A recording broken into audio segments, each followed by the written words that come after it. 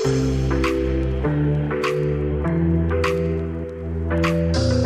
Dethroners, welcome back to the Dethroning Your Inner Critic YouTube channel. I'm your host, Joanna Kleinman, psychotherapist, empowerment coach, and CEO of Dethroning Your Inner Critic coaching company.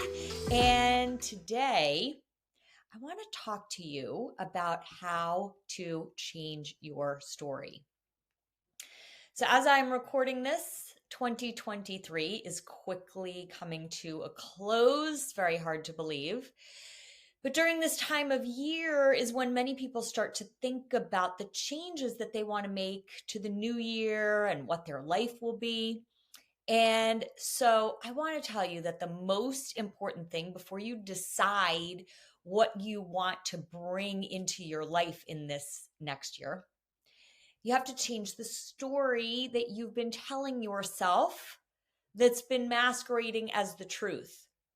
Because this is the very thing that keeps producing whatever results you're still producing in every part of your life. The same issues with yourself or in your relationships or in your business or in your parenting or any part of your life. So everyone at some point has a fear about something. And usually it's in the area of failure or the fear of the unknown. And what most people don't recognize is that when it comes with fear, okay, whatever it is that you're thinking about, there's an automatic thought or belief that is probably hidden in a blind spot for you. So it's the thought that's defining how you see yourself and what you think that you're capable of going forward in your life. So that automatic thought is literally dictating how your future is going to unfold. So let me explain that a little bit, okay? I'm working with a woman who came into the Mastering Your Mind program because she has a dream to start a business as a stylist. And for many, many years, she had this dream. She wanted to help women transform their experience of themselves through their clothing and through their style, okay? But the story that she told herself over and over and over again was, well, I'm an introvert.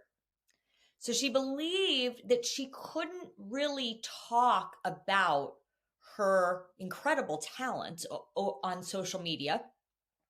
And she couldn't speak in front of large groups of women because she was an introvert.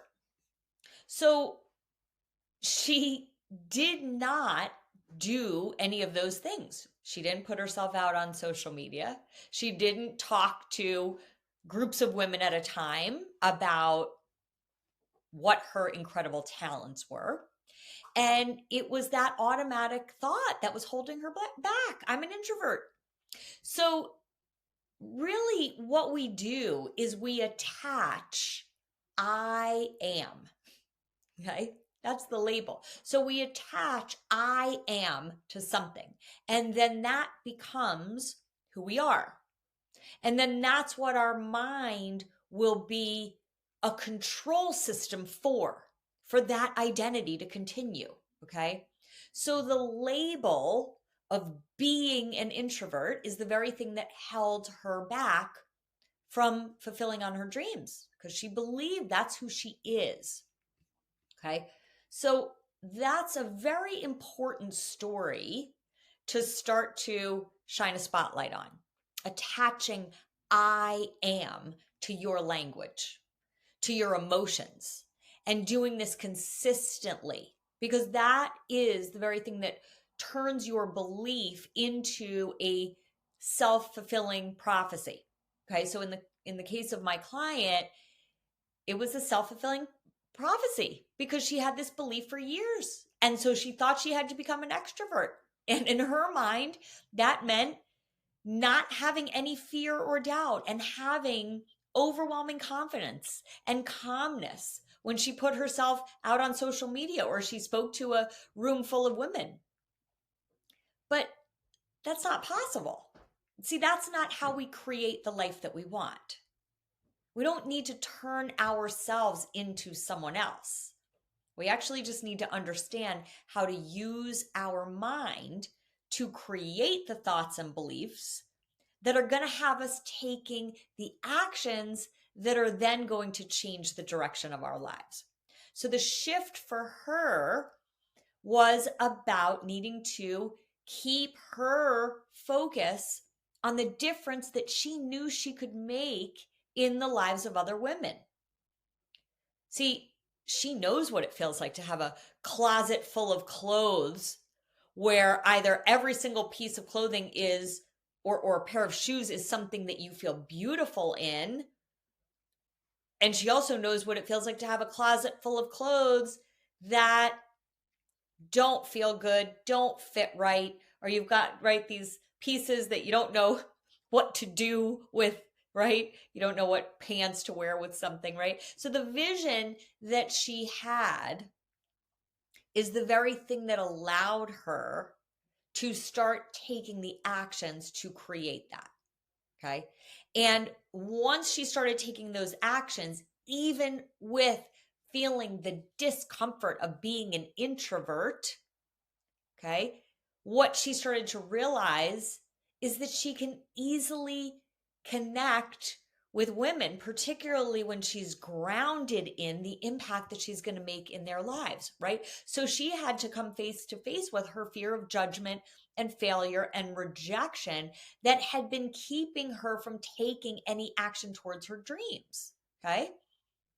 But when she was tapping into the part of her that was completely lit up and inspired about making a difference for other women, that is who she became. She became someone who makes other women feel confident and beautiful. Her identity shifted from being an introvert to being someone who inspires joy and vitality in other people.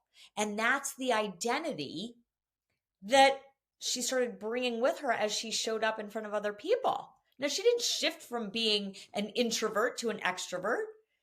She just aligned her actions with a possibility that inspired her and took it step by step by step. And now she has a business. So knowing the difference between your inner critic's story about who you are and who you really are is the most important paradigm shift that we can make.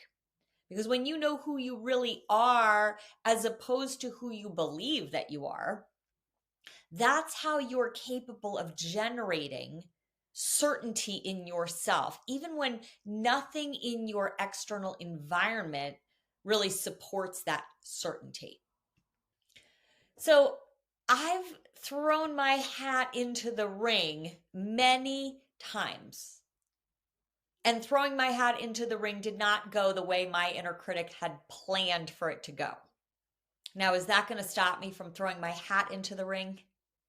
No, because I've learned to generate the feeling of certainty in myself. Okay. My inner critic does not have certainty about me. She actually has a never ending belief that I'm not good enough. But see, I can spot her the moment that she hijacks me and unhook myself from her. That's the only reason I have the life I have today. So when something in my business or any other part of my life doesn't go the way I want it to, I can think in a way that keeps me grounded in peace. And I've actually stopped expecting life to go according to my timeline. That's been a huge relief. Okay. I don't have to fix or change or perfect anything. All I ever need to do is take the next inspired action and then let go. And I stand here today looking back at how far I've come. That's how I'm able to tap into gratitude. See, when you're grateful, your fear temporarily disappears. And when you're grateful, that is how your experience of abundance appears right in front of your eyes right now. So right now, I have an abundance of love and joy and connection in my life, not because of the results that I produced in my life. In fact, my experience of love and joy and connection is the very thing that creates the next action. And it's the actions that over time create my life. But all of my experience of love and joy and connection had to precede any other forms of abundance that are going to come. I had to experience abundance first. So many people think about abundance in terms of monetary abundance, or abundance means, you've got the dream job, or you've got the dream relationship, or you've got the house on the beach, okay? Abundance has nothing to do with money. It has nothing to do with things. It's actually a feeling that you generate with your mind that you experience in your heart. And where you put your attention is where your energy flows. So whatever you're thinking about is literally like planning a future event. When you're worrying about how your life is going to unfold, you're planning. But the question is, what are you planning for? Well, you're planning for worst case scenarios and all the what ifs that could occur. And your mind keeps imagining all the danger that lies ahead. Now, when you're appreciating, you're also planning. You're planning for more of what you appreciate to come to you. And that's how your life will be as good as you allow it to be, because you align your actions with your current emotions. So if you're listening to your inner critic convince you that you're not good enough to have the business that you envision, or you're not good enough to have the relationship that you envision, or you're not good enough to write the book, then you'll find evidence that supports your inner critic's story. Before I published my book, I was completely overwhelmed with how to put all of my content and ideas together. Now, I kept my eye on the vision for the book. I still didn't know how I was going to put all my content and ideas together. And my inner critic would frequently say, it's just not going to happen. But I knew that was my inner critic, so I kept my focus on the vision. And I ended up finding my editor through a friend of a friend. Okay? See, I knew that I would find the right person to help me make my vision a reality. If I listened to my inner critic, I would have given up. And then my dream of writing a book would have continued to be a dream to this day. Now, here's the most interesting thing. When you believe that something is hard, you're going to find nothing but hard. When you believe something's easy, you'll find the ease. You'll find the effortlessness. You'll find the flow. So I spent years telling myself that it's really hard to write a book. And I spent years in frustration. And so I even put the book away for a while. I stopped focusing on it. And then, literally out of nowhere, I met my editor. I was having coffee with somebody that actually referred me to one person, and that wasn't the right fit. So that first person referred me to my editor. And that's how it became easy for me to write a book. It happened when I stopped trying so hard to try and figure it all out. And that's the most profound thing about the work of mastering your mind. Because it is in the letting go and the trusting that everything happens when it's ready to happen.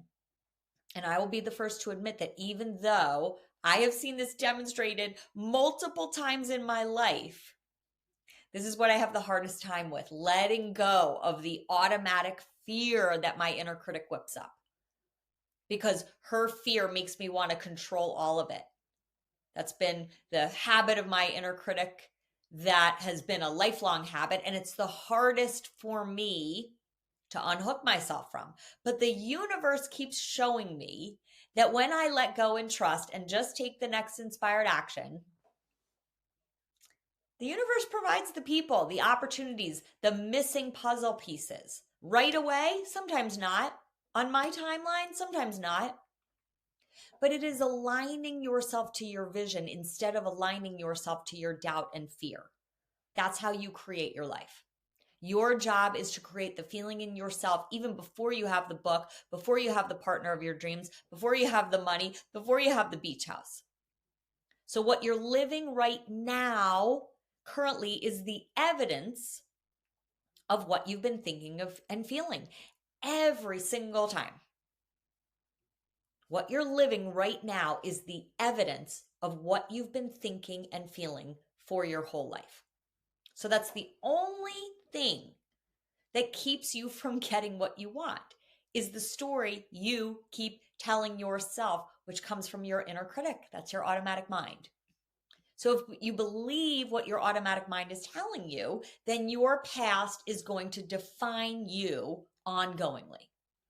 But your past has nothing to do with your future.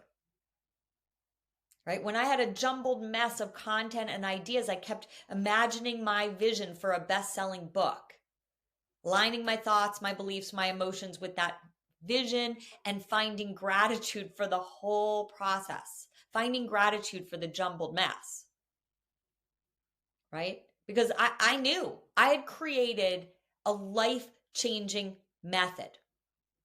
I couldn't figure out how to put it all together in book form, right?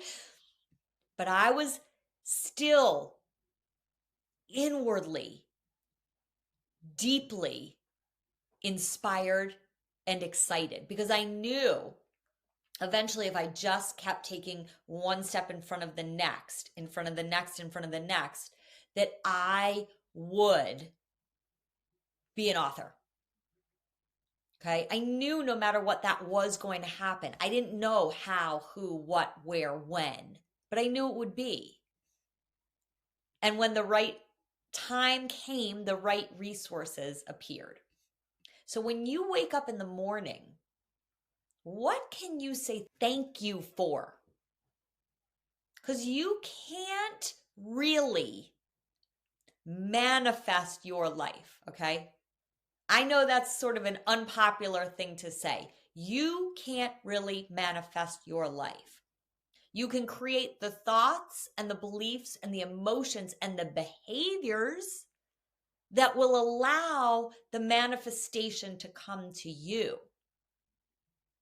And when you keep aligning your thoughts and beliefs and emotions and behaviors with a vision, it is for sure that you will manifest something really profound as a result. It might not match your inner critic's picture. You actually don't need to know exactly what you're going to manifest. And this is where I think a lot of people get frustrated because our inner critic has pictures of what we should manifest. But everything is actually unfolding perfectly. Even the stuff that you don't like, even the stuff that we wish we didn't have to deal with are actually part of the bigger picture. So where can you relax and find ease in trusting that your emotional well-being doesn't have to depend on getting a certain result or outcome to happen in exactly the way that you want? If you can trust and find ease and keep taking each inspired action, I assure you the most amazing things will happen. But inspired action comes from taking actions that are in alignment with your true authentic self. Any action that comes from your inner critic is going to be based in fear. So what we really need to understand is the difference between our inner critic and our authentic self. So going back to my client, for many years, her actions were in alignment with her inner critic. So she dreamed about her vision, she talked about her vision, but she didn't actually throw her hat in the ring and say, this business is going to happen. So it wasn't until she shifted who she saw herself as and what she believed that she deserved that her life changed. She first had to see a different identity, and then she could say, I'm going to make this business happen. And then she had to believe that she was already a match for the business that she saw in her mind. She had to let go of this belief, I am an introvert. See, the people who never make their dream a reality only focus on what they have to go through, okay? The people who actually make their dream a reality keep their focus on how they want to feel. And then they just keep taking the next inspired action. And eventually they look back and are just in complete awe of how far they've come. Now, it takes patience and persistence. So being patient and persistent over time is going to lead you to the most incredible and unexpected places. This is where you'll see the synchronicities that come into your life. This is where taking those inspired actions over and over and over again is really the most valuable resource you have in shaping the quality of your life. If you just keep talking about it, it remains a dream. You've got to create a vision, see it in your mind's eye, see that it's possible, and take actions towards it. So, as I said, as I'm recording this, 2023 is coming to a close. Here's a promise to you. If you take some time and you write down the things that you appreciate in your life right now, the things you appreciate in yourself, the things you appreciate in other people in your life, and you make that an ongoing habit, your 2024 is going to be dramatically different. And if you continued this practice for 6 months, the change in you and in your life will be so powerful, so strong that you and other people who know you won't recognize the old you. Because that's how you get into alignment with who you really are. See, your happiness, your fulfillment, your peace, it is a personal job. It has nothing to do with anyone or anything else. And that's the greatest gift you can give yourself and the important people in your life is the gift of your own happiness and freedom and peace and joy and fulfillment. Because the standard of success in life isn't the things, it's not the money, it's not the stuff. It is without question the amount of joy we feel. So thanks for listening today. If you liked this episode, please consider rating and reviewing it. And if you're interested in hearing more about my programs, go to Dethroning Your Inner Critic and schedule a clarity call so we can meet each other and decide if this is right for you. Thanks, everyone.